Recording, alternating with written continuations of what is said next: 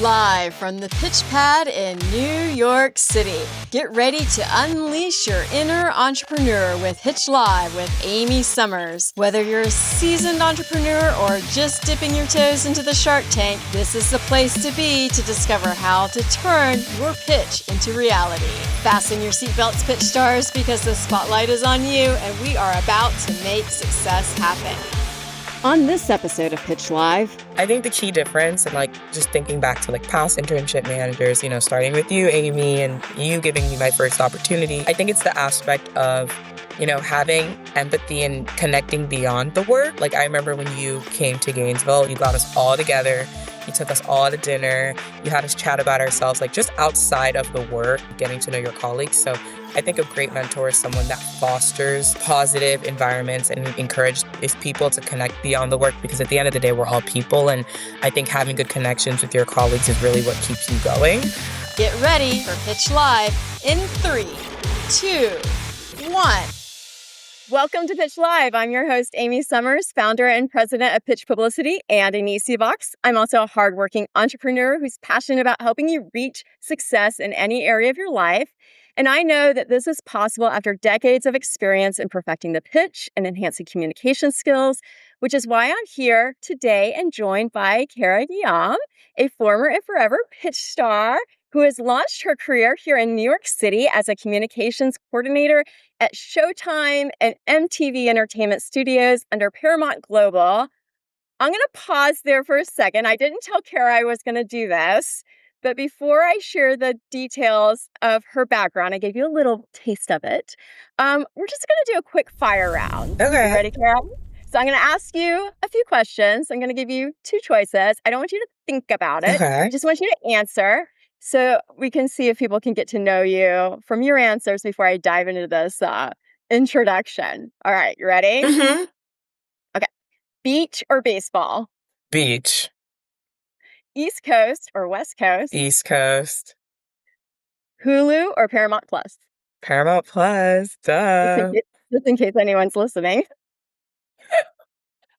Okay. Concert or candlelight dinner? Concerts any day. Oh, there you go. There's a good tip. And Weimar or Warrington? Ooh, Weimar. Okay, that was a little Gator question at the end in case there's any Gators out there listening. Everyone else is like, what are they talking about? But we'll get to that in this second.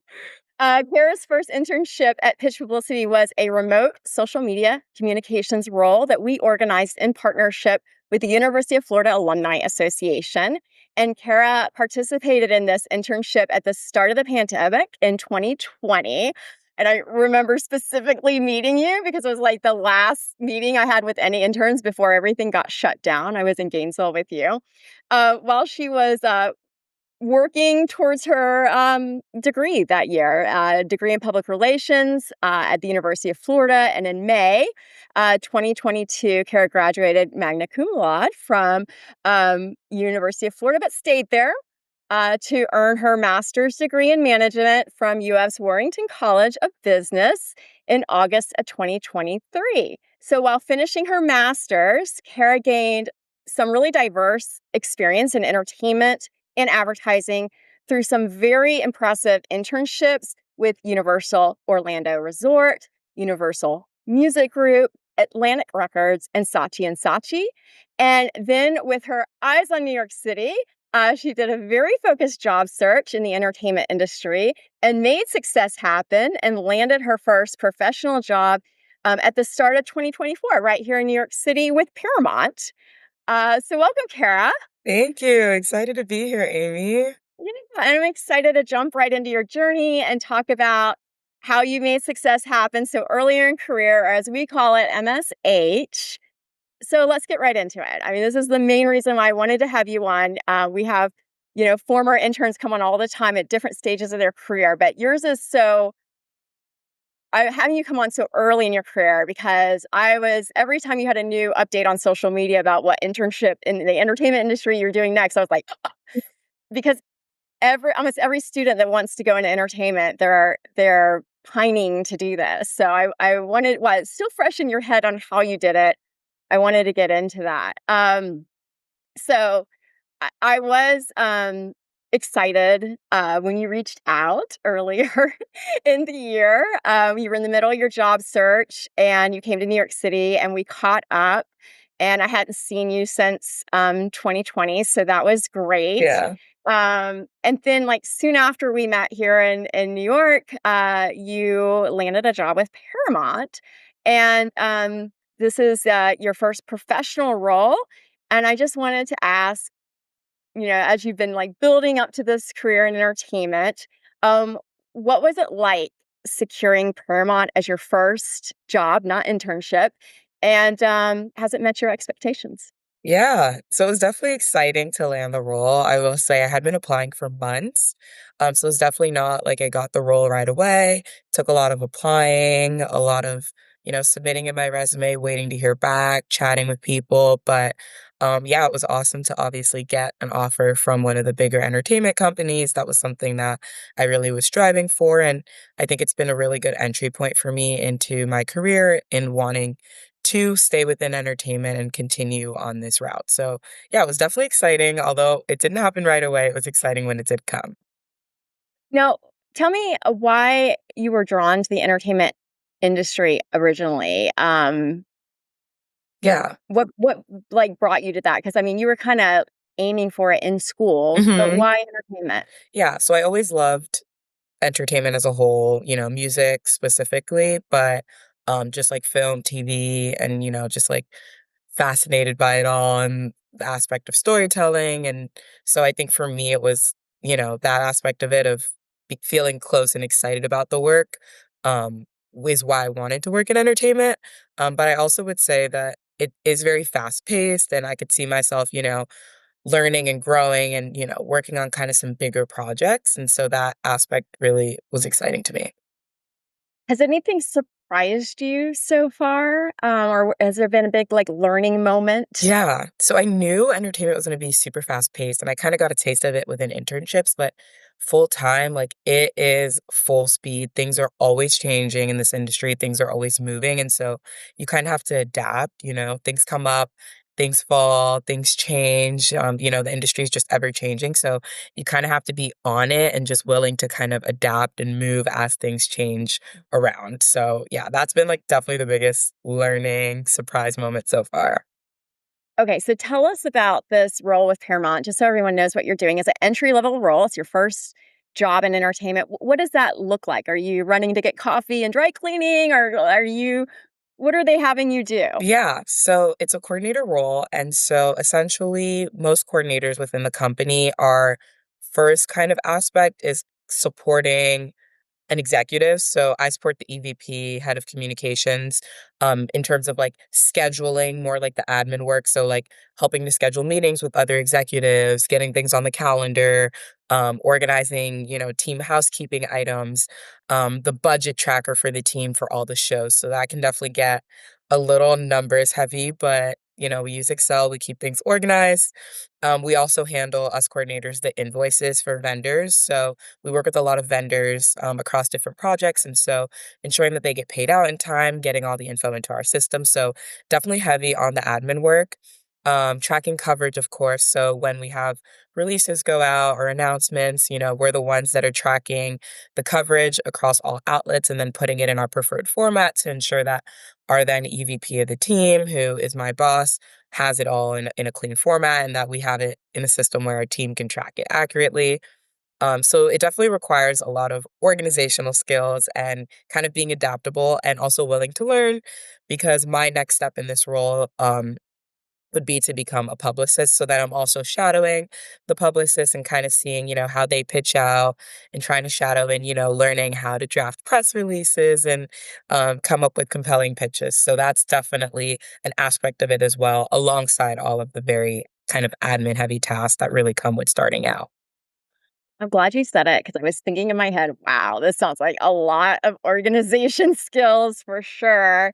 And it's so interesting. I want to kind of skip for a second and go back to your experience interning under me as your first internship. That was not exactly entertainment, but it was entertaining. um, because a lot of students that come, I tell them, okay, you're going to like, I know in the interview process, they'll say things like, I'm very organized. I'm like, you might think you're organized, but we're going to make you even more organized. Yeah.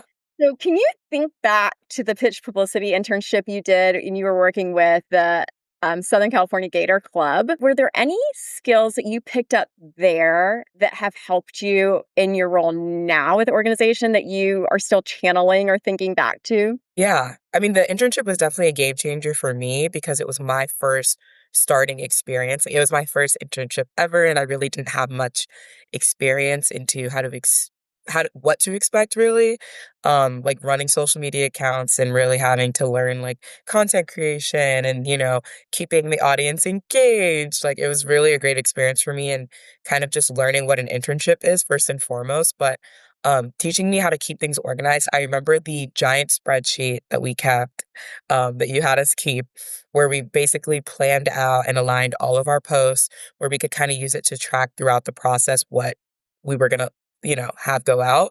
And I think that that's something that's used, especially within the entertainment industry, all the time when you're thinking about releases coming out and coming up with campaigns. You kind of have to streamline them and come up with that plan. And so that document, that sheet where we kind of streamlined everything from the caption to when it was going to go out to, really keeping it organized and tight in that format. And keeping it a cadence of updating that and, tweaking it when needed, when another idea came up, and just teaching me honestly how to be confident. I feel like that was a big thing that the internship taught me as well, alongside the organizational aspect that came with that sheet. So again, just learning how to be on time with things and targeting the right audience, posting cadence, really all came from that first internship. I'm glad that you brought up confidence because this unique internship program that Kara was a part of for a certain period of time in pitch history was special because the interns that were involved in that one, I just kind of let them loose on something we call in PR client relations. So each of the alumni Gator clubs across the country that they were working with had their own board of directors and presidents and unlike the internship that I do with pitch publicity with my clients, I don't have my interns do client facing work as much with the clients, just media facing. But with your group, I said, okay, I don't have the bandwidth for this. So you're going to do the social media and you're going to also coordinate with all these other professionals. So I'm glad you brought up the confidence thing. Can you share a little bit what that was like? Because I think you were a junior when you did the internship with me. So having to interface with other adults and Mhm. report to them, what was that like and how was that a confidence builder to where you are now? Are you noticing that that's helped you in any of your either current role at Paramount or the previous internships? Did it help you kind of get a leg up in Yes. professionally communicating with people? Yes, definitely. I think in internships, it can be very intimidating to kind of, communicate with the heads of divisions and your boss and, wanting to come across professional, but also wanting to build good rapport. And I think it's just finding that balance. And as cliche as it might sound, just relax, be yourself, keep that professionalism while also trying to connect one on one. For me, working with Nakia, I mean, she gave me a lot of confidence within myself by kind of letting me take the reins and, letting me have my ideas and managing from afar. And so it was great to have her to communicate with and stay aligned with her on what was going on out in the Southern California Gator Club and keeping close with her while also, you know, coming up with ideas and sharing them with her. So I think she was very trusted me and kinda let me take the reins, which, gave me that autonomy that I feel like I took into my other internships when I kind of would, take initiative and be like, "Oh, I can do this," or, "Oh, I saw you needed help with this," always offering to help. I feel like that's where that really started was, kind of being given the freedom to take the reins, back in the internship at Pitch. Yeah, what was your who did you report to at Nakia Southern Ford. Nikia? Oh, Mhm. yeah, she was great. Yeah. That was a great experience to have that with her. Mhm. Nikia was awesome. Um, well, good. So I wanna go back a little bit to schooling. So you made the decision to stay in school, and this is always people always ask me about this. Do I go out and get work experience after I get my degree, my bachelor's degree, or do I stay? And you decided to stay, I remember, because I wrote you a reference letter, a recommendation letter to Mhm. go to um, get your master's in management in the business college. Why did you decide to kind of stay put and finish that out? And now that you've done it that way, would you do it like that again, or would you have gone out and got job experience and then go back? Yeah, so I definitely think that, I had the business a minor at UF.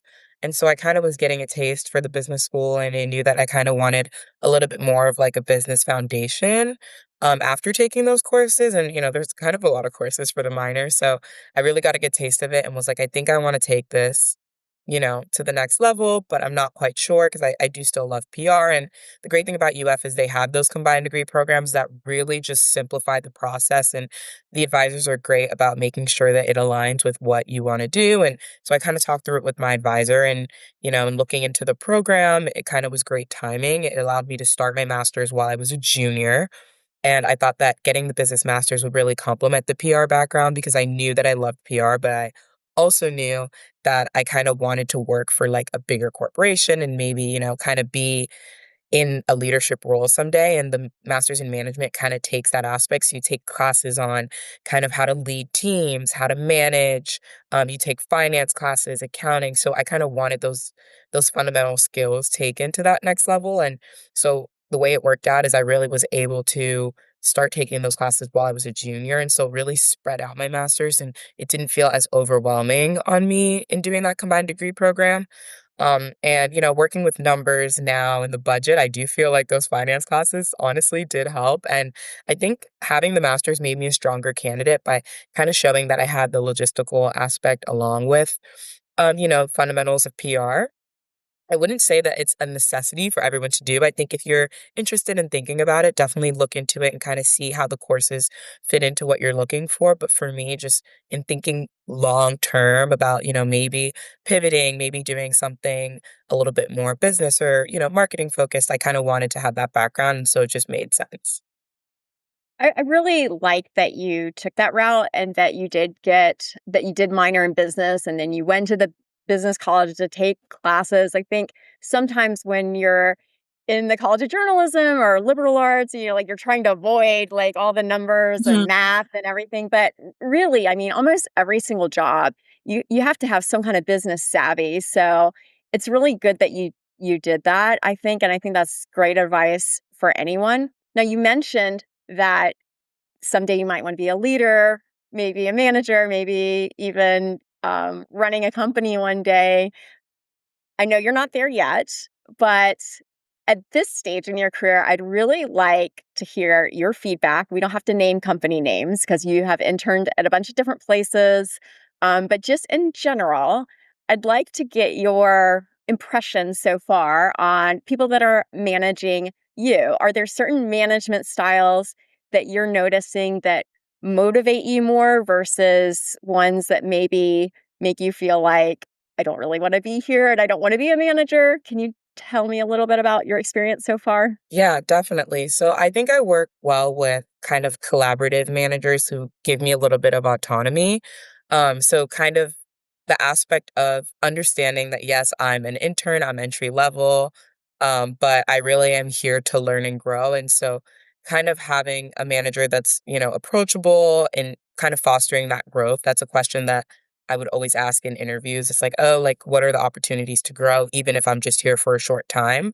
So a manager who really invest in my growth. So I had one manager who was so great. She would ask me, we'd run into people in the office. She'd introduce me to them and she'd be like, oh my God, do you want to meet this person? They are in X division, would love for you to learn about this aspect. So I think it's great to kind of have a manager that really is not only just supporting you in saying that they want you to grow, but like is actively making those connections for you and encouraging you to grow. I think maybe what doesn't work as well for me is maybe the aspect of, I've had a manager that kind of is a little bit more almost where I'm not given as much autonomy to do things. So I feel like I kind of had to run everything through my manager before I could send it out. And I think that that aspect just kind of made me feel like I wasn't as trusted the things that I was doing, and I felt like I never was like given the autonomy to really do my own thing and send things out. It always had to kind of be double checked. So I don't know. I kind of like the freedom and, of course, being met like guided at first, but eventually letting me have the wings. And that's definitely what I think makes a great manager is someone who encourages and guides, but then kind of lets you go and lets you if you make a mistake, you make a mistake. It's not the end of the world. So yeah. Now, you mentioned the kind of relationship of that one manager opening doors or making the connections, which is sounding a lot to me like more of a mentorship style, Yes. management style. And I know that your first internship was with me, and I've always tried to have that mentorship style. How have you been able to identify when somebody's really mentoring you? Have you been able to identify that? And when someone's not? Yes.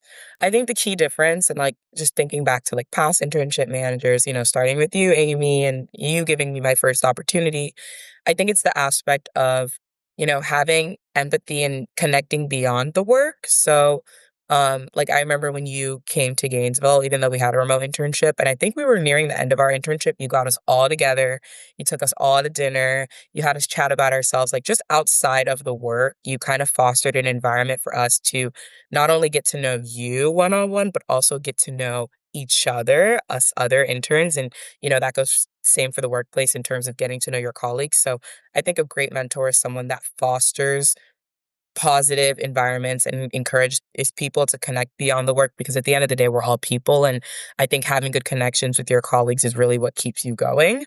um, so I definitely would say that that's a definitely clear sign of a good mentor. Communicating, giving feedback. So, wanting a mentor who really wants to see you grow and wants to identify opportunities for you.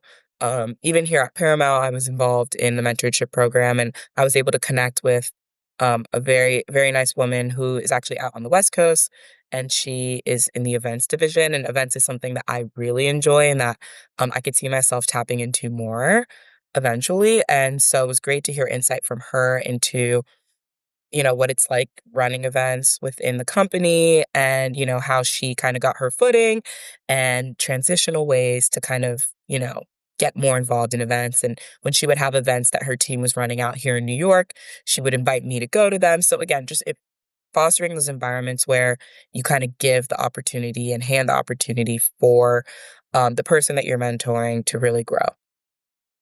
That's good. So I'm hearing you say a good sign that you're under leadership of someone who's really mentoring, even if they don't call it that, is somebody that's creating a community. So they're creating a community that fosters relationships with other people in your team, but also with the person leading you. And then I'm also hearing just the exposure aspect. So even if you're not directly responsible for a task, maybe they're bringing you along so that you can observe and sometimes they call it shadow or Yes. be part just so that you can see it, and that's really helpful too versus someone that's kind of keeping you in your box and keeping you away from everybody and just making you a task manager, I Mhm. guess. Definitely. Um, do you find that these type of management mentorship relationships just come to you, or have you specifically asked for something or done something to be more proactive so that you get this type of mentorship? If somebody's feeling like, I want that, but I'm not really getting it at the company I'm at, like what would they do to maybe test the waters and see if they could get a deeper relationship with the person leading them or managing them? Mhm. I definitely would say, again, personality types are different, so you kinda have to navigate who you're working with and how you wanna go about that. I think everybody is really willing like, most people are willing to help you and be a mentor. You just have to express what you're looking for. So, from the get-go, have always been like, "I wanna grow," "I wanna be able to connect beyond the work." I really want opportunities to try different areas. I mean, I did multiple internships because I knew I wanted to try different things. And so having managers that from the get go knew I wanted to explore and encouraged me to explore, for me, setting that from the beginning, is kind of what allowed me to have those sorts of relationships. And if you feel it's not coming as naturally, have a conversation, bring it up, and be direct. A lot of times people just need to hear it, and they're more than willing to help you. Now, you mentioned something that I want to touch on, that part of the good mentorship is getting feedback. But that doesn't always mean that we're going to get great feedback on everything that we do, right? So sometimes we're going to get, critiques.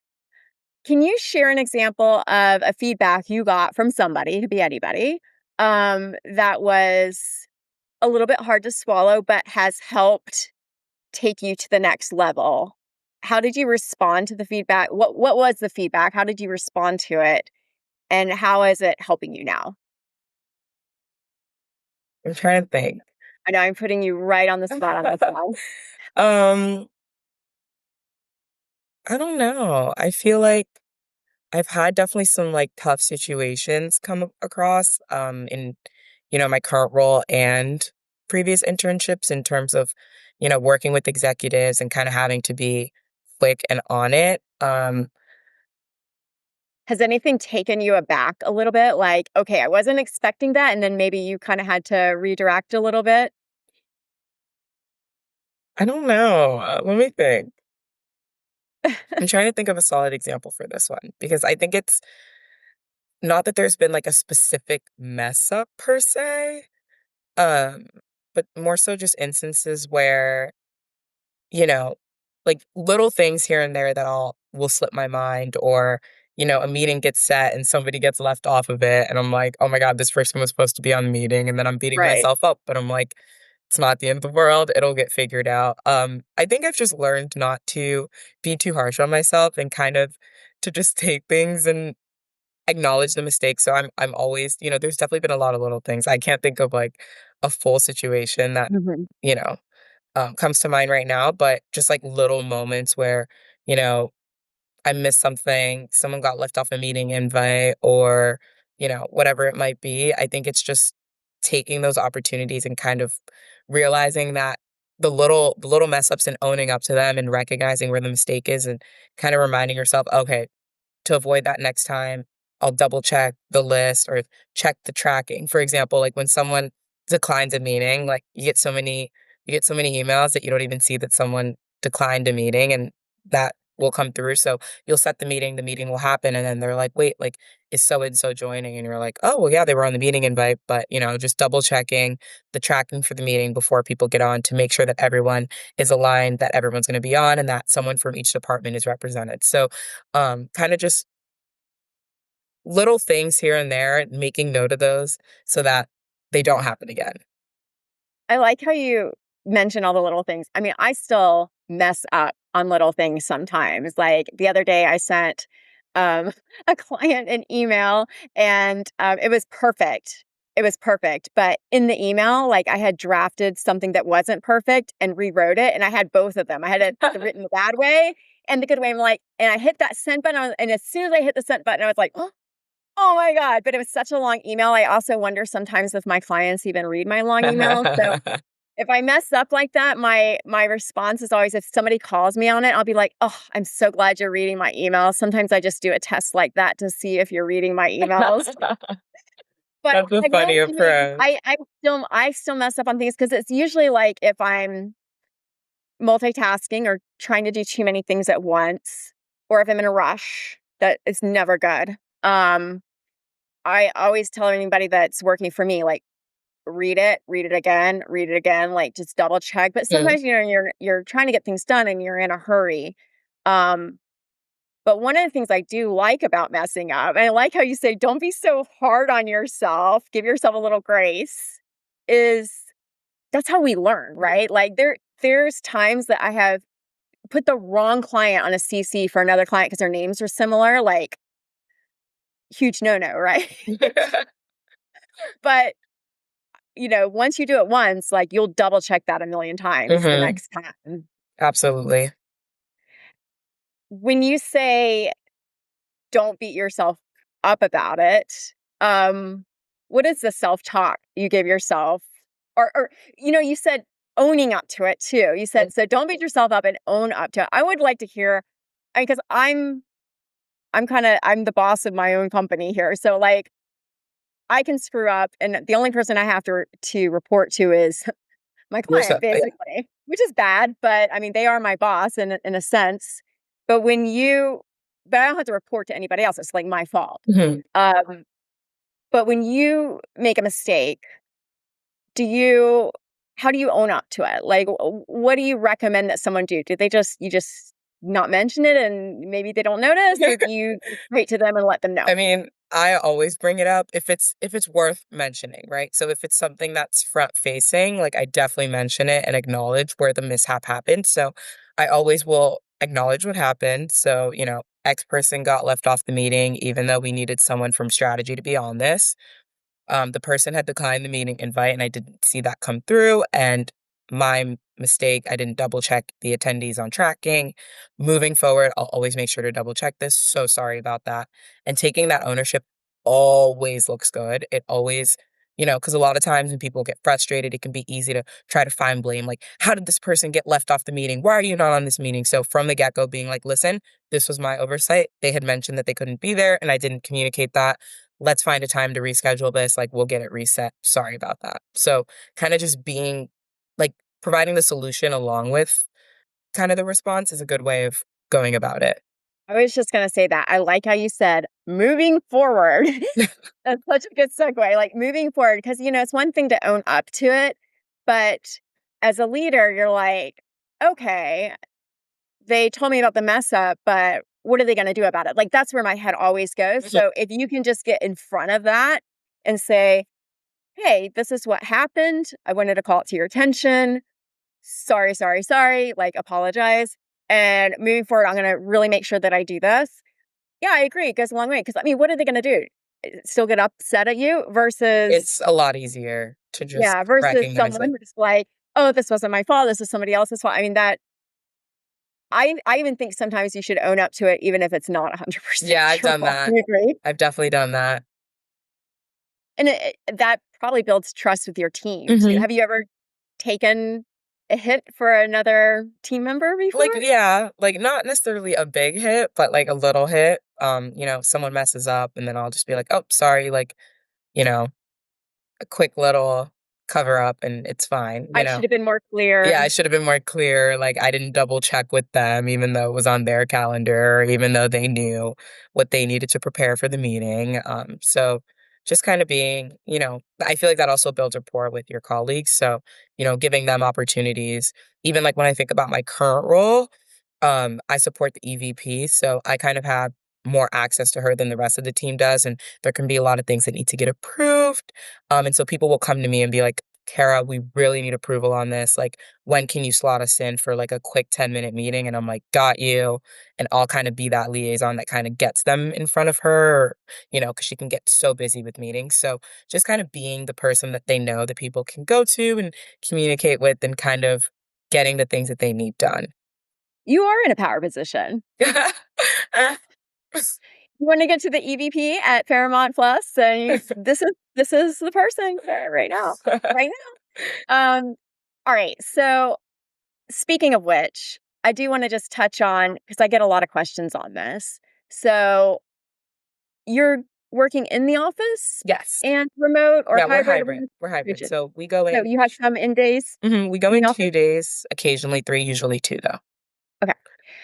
When you first started, what was that like? Did you feel like someone was like, "Okay, here's everything that you need to do," and guiding you every step of the way? Or did you kind of feel like you were thrown into this humongous big pond and you had to figure it out? Which was it for you? I think the internships helped me a little bit just in having internship experience. I feel like when it's a condensed, like, 3-month program or 4-month program, they cater it to have a little bit more training but I think with the job, there's always gonna be an element of, like, you're gonna have to figure it out as you go, which I know can sound scary, but I feel like for me, it was a little bit comforting in that it's not like I was trained to do this and wasn't paying attention in the training. I'm just starting, and so I'm gonna figure it out, and I remember first starting this job and being like, "Oh my god, there's so much happening, like, I'm so overwhelmed, I don't know how I'm gonna catch on to this." And certain things that I used to, like, freak out about, like invoices, now it's like I can do them in my sleep, which is insane. So I think it's reminding yourself and comforting yourself in that you always had a point where you thought you didn't know what you were doing and then you figured it out. And now it's like second nature. So there's always going to be that adjustment period. And the adjustment period, honestly, is never ending because there's always going to be, especially within media and entertainment, things are always changing, things are always moving. I mean, there's been a lot of, unfortunately, layoffs and mergers and acquisitions going on within the greater media landscape. And so, teams can get cut and now it's like you're taking on additional work and, things move around, teams adjust, things are being streamlined all the time. So you just have to be the kind of person that can adapt. And with adapting comes constant learning. So you just have to kind of remind yourself of that. I like that. Adapt. And that when you are learning something new, there's going to be that moment of, I don't feel like this is very comfortable, but you just have to push through it because it's going to get very comfortable after a while. It's going to be, like you said, like you could do it in your sleep, blindfolded, comfortable. Hmm. Definitely. Well, this has been so much fun catching up with you. I'm so excited to just see where you move next. I'm excited about the prospect of you being a publicist, maybe being at the Oscars one day with your client in the future. And we can say that your first podcast was on the Pitch Live podcast. Yes, you can. Um, can you tell us, because I know that there are some people watching right now, they're like, I need to connect with Kara. What is the best way for our Pitch Live community to connect with you? Yeah, definitely LinkedIn. I'm always checking LinkedIn. I always respond to messages. So if people ever want to talk or, top career, definitely connect with me on LinkedIn. My LinkedIn is just my name, Kara Guillaume, which you'll see here. You can also follow me on Instagram, message me on Instagram. I'm very open. If you want to shoot me an email as well, my email is my first and last name, 1@gmail.com. And if you follow Kara on Instagram, you will see that she definitely likes the beach better than baseball. I'm always jealous of all your beach pictures. I'm like, where does she have time to do? You must just stack them up and like I try to stack my parcel them weekends out. up. Yeah, you I always try look to like you're having such a great time. Yeah, So, well, the city has definitely been fun. So if anyone out there is like interested in moving to New York and has always wanted to do it, I would definitely recommend just moving. I always felt like I would end up on the West Coast. I always just like dreamt about like California and LA. And then I got my first internship opportunity in New York and I had to pack up and move within 2 weeks. And I moved here and I didn't think I would love it. And I fell in love with it. And when I was searching for jobs, I really was only looking at either back home in South Florida or here in New York. So if you're thinking about it, just do it. It's worth it. And if you don't like it, you can always move back. Like that's what you always have to tell yourself. that's what I tell people. New York will always be here for you. Always. Well, Kara, thank you so much for joining us today. I know you have inspired so many people in your career journey, and you're going to continue to do so. And I want to encourage everyone to share this episode so we can get more people exposed and inspired to all the amazing things that Kara is doing. So be sure to connect with her on LinkedIn and Instagram. Our handles will be in the show notes. And thank you for joining us on this episode of Pitch Live with Amy Summers. Be sure to hit the subscribe button and give us a rating or a review. Your feedback helps us plan future episodes. I hope you were inspired today by Kara and her career so far in the entertainment industry and that you will follow her. As a bonus, join us at inicivox.com where you can get motivated, hone your communication skills, and binge as much mentorship as you want whenever you need it. The link will be in the notes, along with all of our contact information. Kara, thank you so much for joining us today. Thank you, Amy. It's always a pleasure. All right, well, until next time, let's Bye. MSA. Bye.